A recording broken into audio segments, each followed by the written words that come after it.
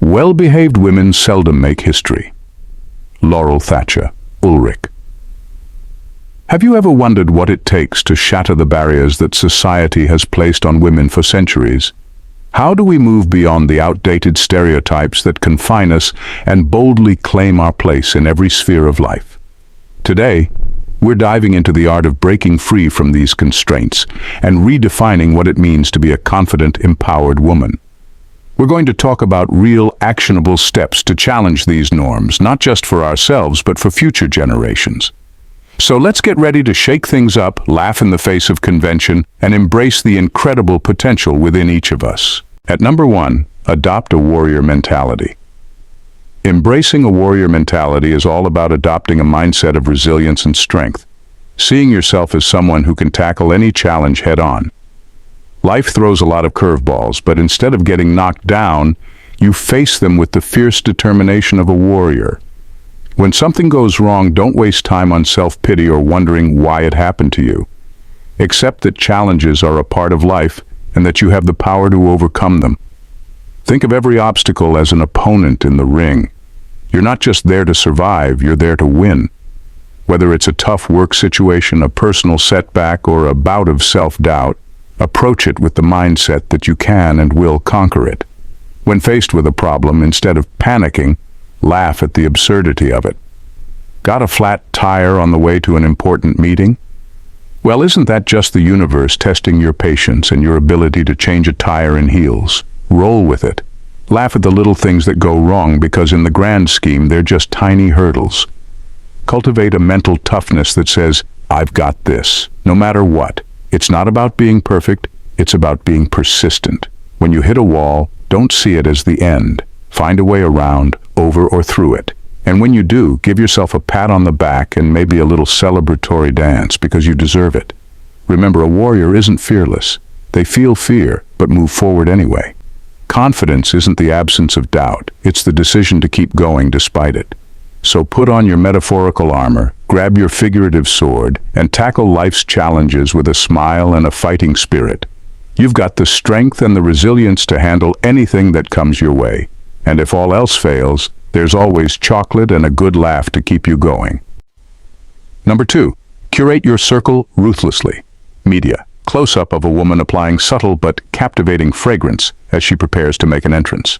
These revised media queries reflect the focus on women's elegance in appearance and provide visuals that align with the specified command. Media. 10. Curating your circle ruthlessly means being absolutely selective about the people you allow into your inner circle. Your friends, family, and colleagues have a massive impact on your mindset and confidence, so it's crucial to surround yourself with those who genuinely uplift and challenge you. First off, let's get one thing straight. You don't owe anyone your time or energy. If someone consistently makes you feel small, doubts your abilities, or brings unnecessary drama into your life, it's time to show them the exit. This might sound harsh, but your mental and emotional well-being are non-negotiable. Think of it as a VIP club, and you're the bouncer with a strict guest list. Only the best get in. Now, this doesn't mean cutting people off for every little annoyance. We're talking about those who drain your energy or constantly undermine you. It's like cleaning out your closet. You wouldn't keep clothes that no longer fit or make you feel uncomfortable, so why keep people who do the same? When someone's negative, think of it as a game of spot the red flag. If they're always whining, never celebrating your wins, or subtly putting you down, they're out. It's like playing a reality show where you're the judge, and only those who pass the positivity test get to stay. Don't forget to actively seek out those who inspire you. Find people who are ambitious, kind, and supportive. They're the ones who will cheer for you on your worst days and push you to be your best. This selective approach helps you build a fortress of confidence around yourself. It's also about quality over quantity. You don't need a huge entourage. A few solid, reliable friends are worth more than 100 fair-weather ones. Think of it like a fine wine collection. Better to have a few excellent bottles than a cellar full of cheap plonk. Lastly, be honest and upfront about your boundaries. If someone oversteps, politely but firmly let them know. This is your life, and you get to decide who shares it with you. The right people will respect your boundaries, and the wrong ones will weed themselves out. So be ruthless, be selective, and most importantly, be unapologetically you. You'll find that your confidence will flourish in the right company. If you're enjoying these insights, consider subscribing to the Unstoppable She channel for more empowering content. Join us as we redefine what it means to be unstoppable. At number 3, master a skill that intimidates you. Mastering a skill that intimidates you is like diving headfirst into the deep end of the confidence pool. Pick something that makes you nervous, something you've always thought, I could never do that, and then go after it with everything you've got. The point here is to push yourself out of your comfort zone, because that's where real growth happens. Take public speaking, for example. The idea of talking in front of a crowd might make you want to run for the hills. But if you can tackle that fear and become good at it, you'll start to feel invincible. The first time you step up to that microphone, your heart might pound so hard you're sure everyone can see it thumping through your shirt. Your hands might shake like you've had too much coffee, but guess what? Every time you do it, it gets a little easier. And one day, you'll realize you actually enjoy it. Or maybe it's something more technical, like learning to code. The thought of staring at lines of symbols and letters might make your brain want to shut down. But as you start to understand it and see your code come to life, you'll get this incredible sense of accomplishment. Plus, you can impress people at parties by casually mentioning you built a website from scratch. The beauty of mastering an intimidating skill is that it's not just about the skill itself. The process teaches you resilience, patience, and the ability to laugh at your own mistakes. When you finally get the hang of it, you realize that you can take on just about anything. You've proven to yourself that fear is not a barrier, but a challenge to be overcome. So pick that intimidating skill, dive in, and embrace the chaos. Every small victory will build your confidence, and soon you'll look back and wonder why you were ever intimidated in the first place. The trick is to keep pushing, keep laughing, and keep learning. Before you know it, you'll not only have mastered the skill, but also gained a new level of confidence that will spill over into every other area of your life. Number 4, develop a zero-tolerance policy for self-deprecation. Developing a zero-tolerance policy for self-deprecation means making a firm decision to stop putting yourself down. Women often use self-deprecating humor as a way to seem humble or relatable, but it's a sneaky confidence killer. Every time you make a joke about how bad you are at something or downplay your achievements, you're chipping away at your own self-worth. It's like having a little voice in your head constantly telling you, you're not good enough. And who needs that? You wouldn't let a friend talk to you like that, so why allow it from yourself? Imagine your best friend says she's terrible at her job even though she's actually great. You'd correct her and remind her of all her successes, right? Start doing that for yourself. The next time you catch yourself about to say something self-deprecating, flip it around with a funny, positive twist. Instead of saying, I'm so bad at this, try, watch me become an expert at this in record time. It feels a bit silly at first, but it trains your brain to think positively. Another trick is to keep a mental or actual list of your accomplishments. When you start to doubt yourself, revisit that list. Did you manage a big project at work? That's on the list. Did you nail that tricky recipe? On the list. Did you keep a houseplant alive for more than a month? Definitely on the list. These little reminders boost your confidence and reinforce the fact that you're capable and competent. Also, pay attention to how you talk about yourself in casual conversations. If you're always the one making fun of yourself, it gives others permission to see you that way too. Start owning your strengths and achievements. If someone compliments you, resist the urge to brush it off or downplay it. Just say, thank you. It's simple, but it's powerful. Lastly, surround yourself with people who lift you up. If your friends and family aren't buying into your self-deprecating humor, it's easier to drop the habit. They'll remind you of your worth when you forget it yourself. So, ditch the self-deprecation. It's not charming or relatable. It's damaging. Be your own biggest cheerleader instead. Celebrate your wins, big and small. Laugh at your mistakes, but don't make them a punchline. The more you practice this, the more natural it will feel. and the more your confidence will grow. And who knows, you might even inspire others to do the same. Number 5, champion other women. Championing other women means actively supporting and lifting up the women around you. It's about creating a network of mutual support where everyone can thrive. Instead of seeing other women as competition, see them as allies. When one of us succeeds, it paves the way for more of us to succeed. Start small. If a colleague nails a presentation, tell her she rocked it. If a friend starts a new business, be her first customer or shout about it on social media. Genuine compliments and support go a long way. It's like planting seeds of confidence in others, and you get to watch them grow and flourish. In the workplace, this can mean advocating for women who might not have a voice. If you're in a meeting and someone's good idea gets ignored, speak up and give credit where it's due.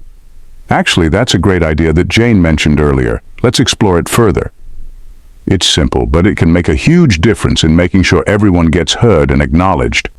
Mentorship is another powerful tool. If you've got experience and skills to share, take a younger or less experienced woman under your wing. Show her the ropes, give her advice, and be there when she needs a sounding board. Mentorship is like a secret superpower for building confidence. Not only does it help the mentee, but it also reinforces your own knowledge and leadership skills. Sharing resources is also key. Found a great job opportunity? Pass it along. Know about a useful workshop or conference? Share the details. The more we help each other out, the more we all benefit. It's like a game of the more you know. Except everyone wins. When you see another woman struggling, a light-hearted comment can sometimes help break the tension. Hey, if I can survive that last project, you can definitely tackle this one. It's a way to show solidarity and remind her that she's not alone. Be conscious of your own biases too. Sometimes we're so ingrained with societal competition that we might unintentionally put other women down. Catch yourself if you start to feel jealous or competitive and flip that script. Ask yourself how you can support that person instead. Championing other women also means celebrating their successes without feeling threatened. When another woman wins, it doesn't mean there's less success left for you. Think of it as a buffet. Her getting a piece of cake doesn't mean you can't have one too. There's plenty to go around. Number 6, embrace failure as a badge of honor. Embracing failure as a badge of honor means rethinking the whole idea of what it means to fail. Society often teaches us that failure is something to be ashamed of, but the truth is, failure is one of the best teachers out there. It's like a rite of passage on the road to success. If you're not failing, you're not trying hard enough or pushing your limits. Think about all the famous inventors and entrepreneurs who failed repeatedly before they got it right. Thomas Edison famously said he didn't fail 10,000 times when inventing the light bulb. He just found 10,000 ways that didn't work. Every failure brought him one step closer to success. If Edison had thrown in the towel after the first few failures, we might still be using candles. When you fail, it's a sign that you're in the game, taking risks, and putting yourself out there. Failure means you're daring to do something new, something challenging, and that's worth celebrating. So when things go sideways, don't beat yourself up. Instead, give yourself a pat on the back for having the guts to try. Humor is a great way to deal with failure. When you mess up, laugh it off. Did you bomb that presentation? Laugh about how you made the audience laugh for all the wrong reasons? Missed a deadline? Joke about how you're now a master of fashionably late projects. Finding the funny side helps you keep things in perspective and not take yourself too seriously. Learn from your failures. Each one carries a lesson if you're willing to look for it. What went wrong? What could you do differently next time? Treat each failure as a data point in your personal growth chart. The more you fail, the more data you collect, and the better you get. It's like being a scientist in a lab, experimenting to find the perfect formula. Failure also builds resilience. The more you experience it, the tougher you become. You start to realize that failure isn't the end of the world. It's just a detour, a plot twist in your story. And every good story needs a few plot twists, right? So don't shy away from failure. Wear it like a badge of honor. It shows that you're out there living life and taking chances. The only real failure is not trying at all. And remember, every successful person has a trail of failures behind them. They didn't get there despite their failures. They got there because of them. So go ahead. Embrace failure, learn from it, laugh at it, and use it to fuel your journey to success. Number 7. Challenge gender stereotypes actively. Challenging gender stereotypes actively means taking a sledgehammer to outdated notions about what women can and can't do. It's about refusing to be boxed in by society's narrow expectations and instead showing the world that women are capable of anything. This isn't just a personal rebellion, it's a movement that helps pave the way for future generations. Start by identifying the stereotypes that annoy you the most. Are you tired of hearing that women are bad at math and science, or that we should stick to certain acceptable careers? Take these stereotypes and turn them into a to-do list of things to conquer. If someone says women aren't good leaders, aim for that promotion and lead with confidence. Show them that leadership isn't about gender, but about skills and determination. When faced with a stereotype, sometimes the best response is a witty comeback. Someone suggests that women are too emotional to make tough decisions? Laugh and say, yeah, because making decisions with empathy and emotional intelligence is clearly a disadvantage. A little sarcasm goes a long way in highlighting the absurdity of these stereotypes. In your personal life, tackle these stereotypes head-on. If you love cars and mechanics, dive into that hobby with enthusiasm. If you're passionate about gaming, be the best gamer you can be. Do the things that supposedly aren't for women and do them well. By excelling in these areas, you're not only proving the stereotypes wrong, but also inspiring other women to do the same. In the workplace, challenge norms by speaking up and asserting your ideas. Don't let your voice be drowned out. If someone tries to mansplain something to you, politely but firmly let them know you've got it covered. And if you see another woman being sidelined or underestimated, step in and support her. Solidarity is key. Education is also vital. Educate yourself about the history of women who have defied stereotypes and made incredible contributions to their fields.